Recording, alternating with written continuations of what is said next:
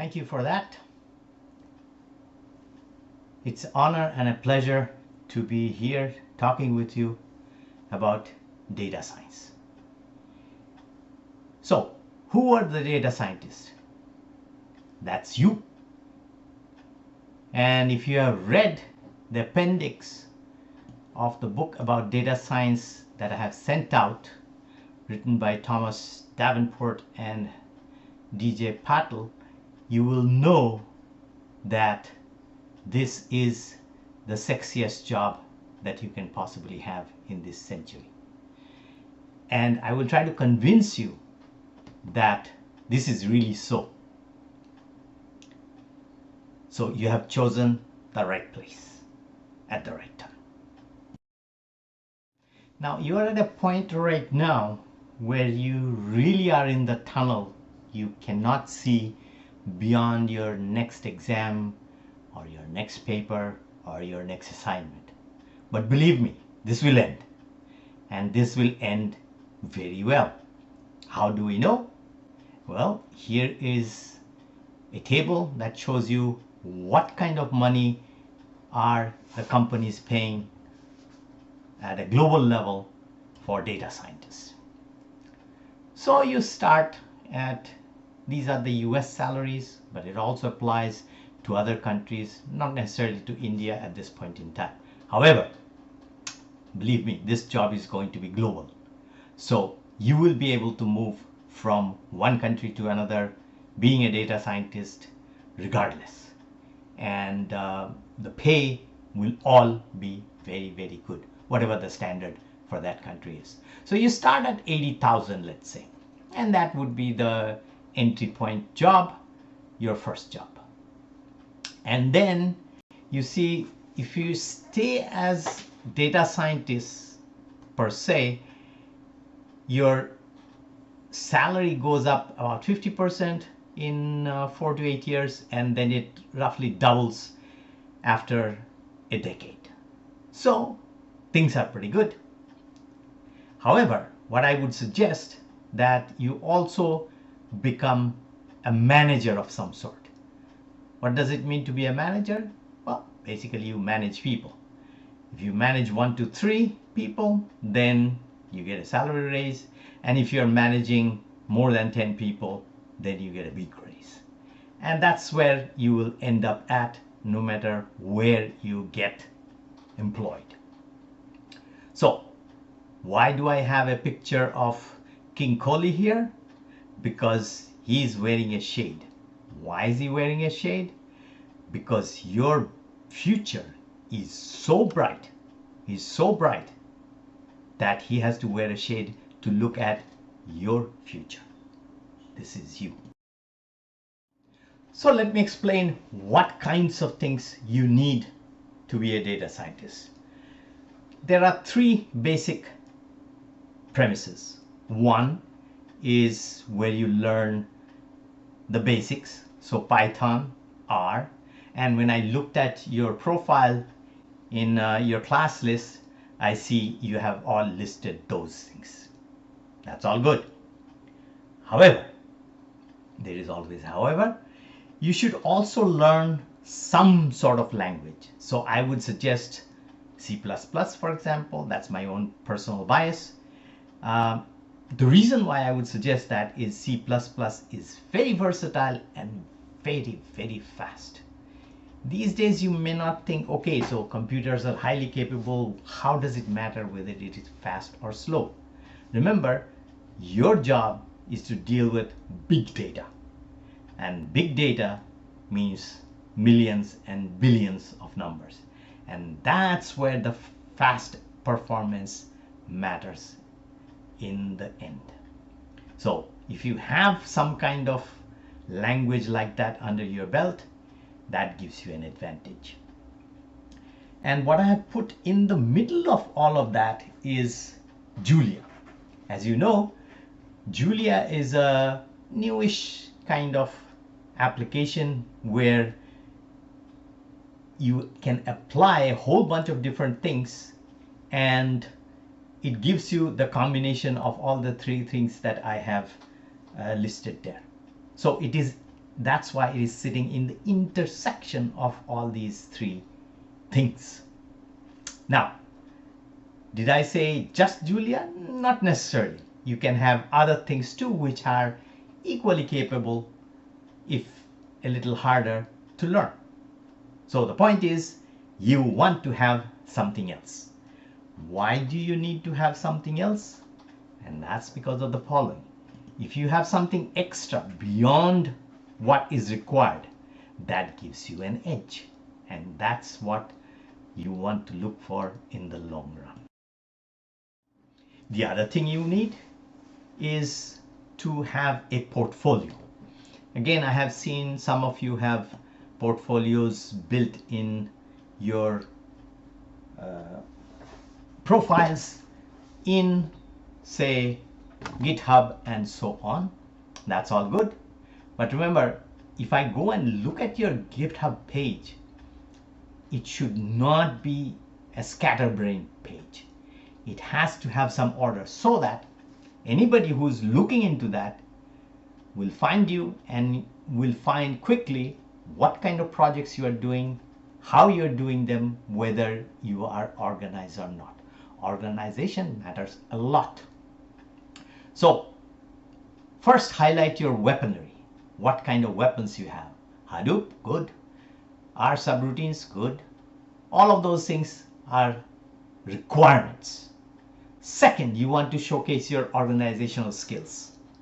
So you have organized an event, you have organized a bunch of people for some purpose. They are all good. Those are all pluses.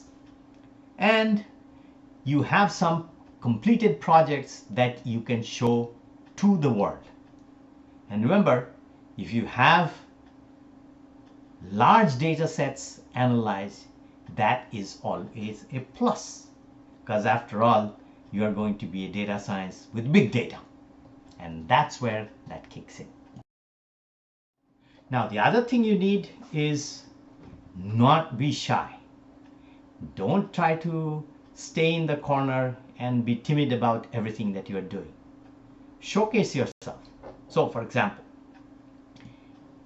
if you are using GitHub or some other platform, never say you are a novice in anything. Because the moment you say you're a novice, then people will immediately discount you. Worse, if you say novice and you say that in your CV, that's it. You will get automatically rejected by a bot. Nobody will ever even read your CV. And that's bad. So you start with intermediate. So that way you can say, okay, I have competence in R, it is intermediate. What exactly is intermediate? Nobody knows. So don't go out and downplay those kinds of things by saying you're a novice. On the other hand, if you say, I'm good at using Microsoft Word, that doesn't count at all. Neither does it count if you say, I worked as a bartender, or I work in the McDonald's, or I worked in some other coffee shop, like Coffee Cafe Day or something like that. They do not count. In your CV, there is no place for that. Often I hear students complain, oh, I don't have any data, what can I analyze? There's a large number of places where you can find data. So, for example, there is a place at Harvard called Dataverse, not Metaverse, Dataverse. And if you go there, you will see a huge number of databases out there for you to use. There are 150,000 different databases. Now, which database you want to pick? Well, that's entirely up to you. But what I would suggest is that you pick a database which is reasonably large. So don't pick a database which has 200 data points. Pick one which has 2 million. Then you can say, I have analyzed data which have 2 million data points. And as a big data analyst, that is what you want to showcase. Similarly, Amazon has open data. and they are available for everybody to use. You can go there and check out that database, and that will give you other openings. And of course, there is a huge database at data.gov. That's the US government databases. If you're looking for Indian database in there, they are there, about a dozen of them, not very many, but there is nothing that stops you from using their data set that applies to the US or a particular state in the United States or anywhere else, whatever you can find. That would be the first stop I would go if you want some kind of database. And as I mentioned, it has some databases on India that you can use. It will require you to actually register, but that's not difficult to do. And that's not the only place where you have databases. You have other places like UCI database. They're all about machine learning. World Bank has a huge database across different countries, across different domains, mostly obviously socioeconomic data, and they go back quite ways in terms of time. So you get time series data. If you want to analyze time series data, that's the place to go. If you want to analyze time series data in different countries, all running at the same time, that's the place to go. And that is where you find socioeconomic data. If you want financial market, there are financial data on the NASDAQ database, which is basically all the tech companies have to register there globally. And therefore, that's another place if you are interested in tech data. There are other places too. They are mostly specialized data on specific things. So for example, Nate Silver has data. A lot of it is related to elections, but not just elections. It also has data on sporting things, and that is another source if you are interested in any of those kinds of things. Let me finish by asking the following question. Who will win the World Cup in Qatar? My answer is England. Why do I say that? The reason is that there is a model produced by the Lloyd's of London, which is the world's biggest reinsurance market. If you don't know what reinsurance is, I can give you a 2-hour lecture on that, but this is not the time and place. This is where, for example, when you want to buy insurance for an aircraft, that is where you go. Or if you want to buy insurance against being abducted by aliens, that is where you buy it. If you want to buy insurance of your legs, that is where you buy it. Lots of people from show business have done that, are doing that, will be doing that. But they also have valuation of players, football players across the globe. And their model is based on collecting all the players in each team and measuring how much insurance they have bought for those people. So these guys have a bunch of insurance, and you add them up across the players, and that's how you measure their insurance value. Now, is this model any good?